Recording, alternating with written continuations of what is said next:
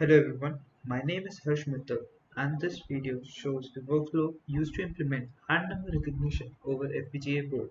First, we have implemented the network shown in figure over MATLAB and used backpropagation to train the model. Once the model is trained, we switch to Vivado HLS. In Vivado HLS, we have to first define our top function. Then, we have included the HLS math library in order to calculate the exponential function used in the feed-forward network. Next, we have defined our input ports, that is X2 taken from the VRAM, and we have used Axelite interface in order to control our IP. These are the train input weights for the feed-forward network. Next, we have created a test bench in order to verify the functioning of our IP. Over here, we are giving the input for number 7. After the simulation, it has correctly recognized the number 7. Now, we will export this IP in Vivado. First, create a new project, then create a block design.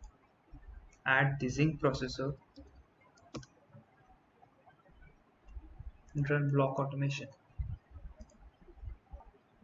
Now import our IP. Run the connection automation just for control bus right now. Run the connection automation for the BRAM. Since we need to access BRAM via a Zinc processor also, thus we need to use our VRAM in dual mode.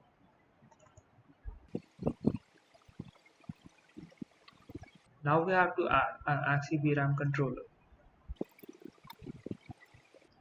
But in this controller we do not need both the ports. Now run the connection automation.